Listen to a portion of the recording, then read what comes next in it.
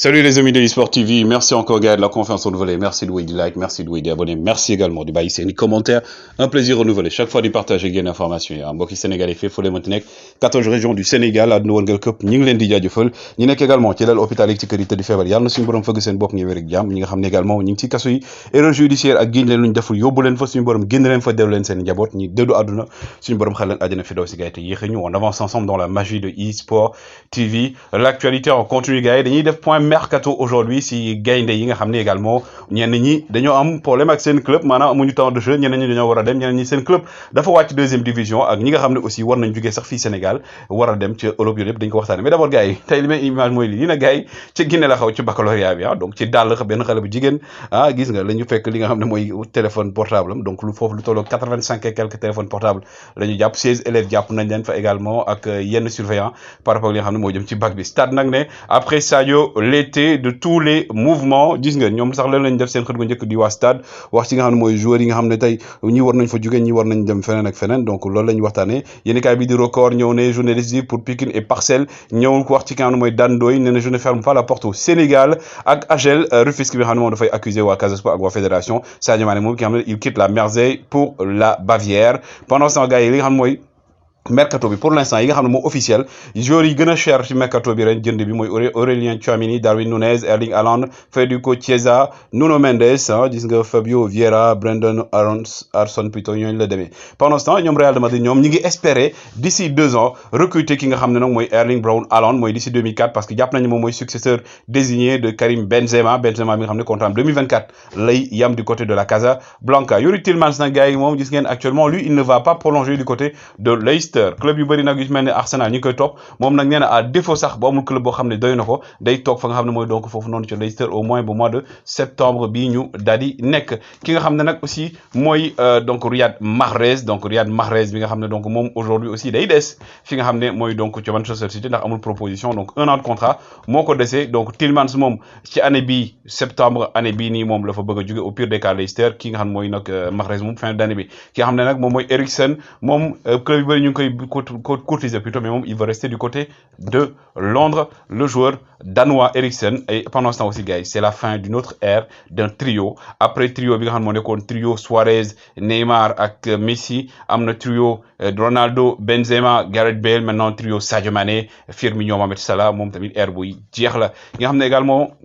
mooy Mario Götze moom nag mi ngi actuellement du côté du PSV Eindhoven club yi ko bëgg nag 3 la Francfort mi ngi ci moom Benfica mi ngi ci moom ak Inter Miami am nañ proposition ku nekk daal pare nga pour lever option d'achat bu 4 millions yi nga xam ne moom lañ teg suñu doodam donc fi mu ne nii club yooyu daal moom Götze moom moo ci tànn sa bu la neex Sadio Mané xam ngeen ko gars yi donc mardi wax naa leen ko lay dem du côté de la Bavière pour daal di def li nga xam ne moom mooy signer contrat de visite médicale mais d'abord dañu wax ci yeneen joueurs yi nga xam ne aussi ñoom keneen ki ngeen gis nii di donc Bouna Sarr mi nga xam ne moom dafa nekk Bayern mais moom dafay jóge parce que amul temps de jeu bu bëri il a à un moment donné sax fait un clin d'œil à Marseille pour dem Marseille mais Bouna Sarr daal en tout cas moom pour jouer coupe du monde bi il sait que ne il faut que mu am temps de jeu parce que concurrents yi bëri nañ prétendants yi bëri nañ et que Aliou Cissé ki gën a nekk en forme lay seet donc moom il risque de quitter la Bavière le Bayern de Munich ak keneen ki nga xam ne aussi moom il est du côté de l'Allemagne de Mayence wax naa leen ko muy Moussa Niakhaté bi nga xam ne donc aujourd'hui Nottingham Forest moo teg moo ko bëgg a jënd ñi nag di Mayence 15 millions d'euros la ñuy laaj di laaj pour daal di jaay le joueur futur international sénégalais donc moom it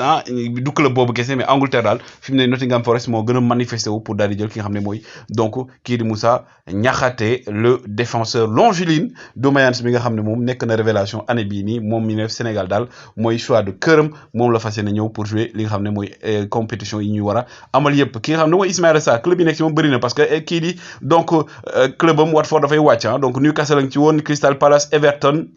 ñoom ñëpp a ngi si wax naa leen ko dem aussi beneen club bu mel ne West Ham aussi intéressé wu na donc Ismaïla Sarr il a beaucoup de clubs moom mi dafay waaj a jógee fi nga xam ne moom mooy donc du côté de Watford ça c'est presque sûr de même que Cheikhou Kouyaté mi nga xam ne donc aujourd'hui moom on parle de lui de manière très incessante ñu ngi koy tudd du côté de la Turquie ak Trabzonspor bi ñu ne donc kii di Cheikhou Kouyaté fa la nekk Cheikhou Kouyaté mi nga xam ne il n'a pas encore prolongé son contrat du côté de Crystal Palace le capitaine l'homme aux 2 galons de l'équipe nationale du Sénégal l'un des donc personnes les plus les lions les plus capés plutôt de l'équipe nationale. Nampalys Mendy également Nampalys Mendy bi nga xam ne gars yi donc moom wax na ko sax Coupe d'Afrique bi daf ko permettre mu relancer carrière am du côté donc de Leicester parce que ki nga xam ne moo nag c'est l'entraîneur joxu koon confiance da ko yóbboon muy football ak U20 yi ba deuxième partie bi ak li mu gagné Coupe d'Afrique daal di ko fay indi Nampalys Mendy également avant waroon na dem Turquie ñu ko doon tudd du côté Turquie mooy Leicester bu ko woon bàyyi maintenant avec Coupe d'Afrique bi mu def am na yeneen proposition maintenant à lui de savoir ndax day toog Leicester wala boog dafay jóge mais lui également il a l'embarras du choix aussi ki nga xam ne mooy Pape Matar Sarr moom nag mooy nag grande équation Pape Matar Sarr gars yi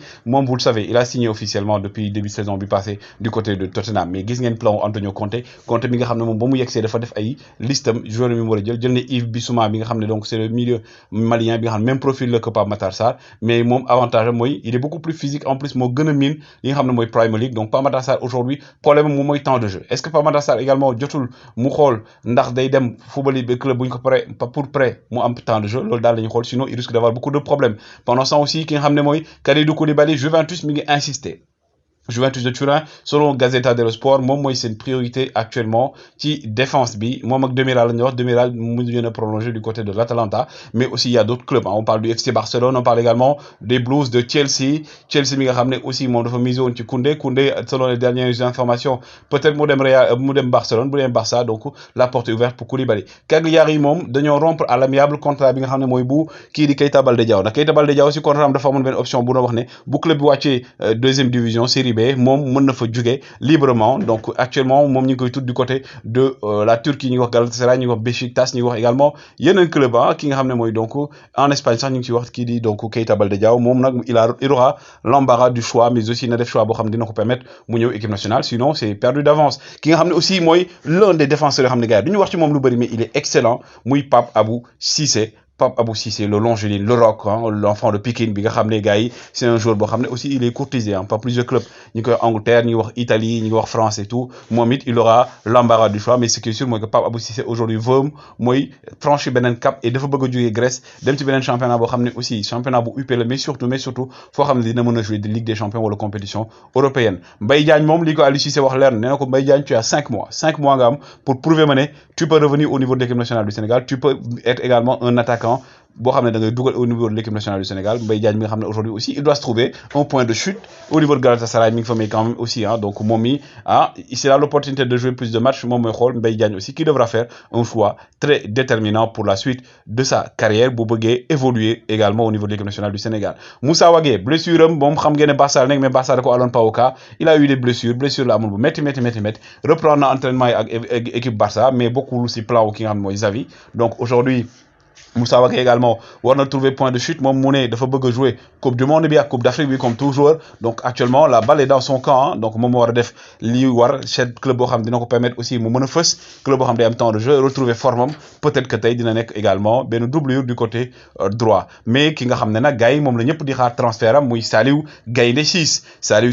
l'un des plus capés l'homme de l'équipe nationale du Sénégal Saliou Ciss nga xam ne donc Nancy xam ngeen ko dafa wàcc national moom it wax na ko nee na club yu bëri offre nañ ko proposition lui de faire le choix dem première division man laa koy suggérer wala dem club boo xam ne dina fa mën a fës fu mu mënti nekk mais Saliou on compte sur toi Saliou ñëpp ak yaakaar ci yow demal ci club boo xam ne nga mën a jouer parce qu'on a besoin de toi inchallah pour la coupe du monde et pour la coupe d'Afrique le grand frère de Pathé Ciss également ki nga xam ne moom mooy donc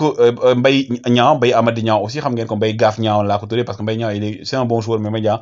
man hygiène de vie moom ma xaw a jaaxal quoi Mbaye Niang dafa yor comportement boo xam ne bu ko changé wul du mën a ñëw équipe nationale du Sénégal même lu mu ay actuellement Aliou Cissé ni mu doxee ba amul benn comportement bi benn mentalité bi am benn hygiène de vie bu am Mbaye Niang da ngay am problème moom da nga xam day jógee Bordeaux Nantes aussi ñoom ñoo ko bëgg a jënd parce que Nantes également seen attaquant dem na du côté de l'Allemagne donc Mbaye Niang peut évoluer peut-être du côté de Nantes Bamba Dieng aussi moom dafa ne day des Marseille mais gis nañ temps yi Marseille ñi ngi jéem a recruter yeneen attaquant di wut yeneen attaquant en prêt te ki nga xam ne aussi mooy Bamba Dieng am nañ sollicitation au niveau de l'Angleterre ndax day demal des loolu moo nekk équation bi pour l'instant Alfred Gomis moom it ren daf ko trouver beneen rival plutôt beneen gardien lañ ko wutal jégalu beneen gardien boo xam ne également concurrent am lay doon on parle du gardien suisse bu ñëwee donc moom mi nga xam ne saison bi passé blessure et tout ak méforme bi mu am moo tax également peut-être mu dem ñu ngi koy tudd du côté de l'Italie ñu ngi koy tudd également yeneen championnat yi mais Italie daal la gën a jege mais on ne sait pas ndax day des ren wala du dem en tout cas moom aussi bu yeboo mu def choix bu baax bi mais aussi gars yi ki nga xam ne mooy Abdou Diallo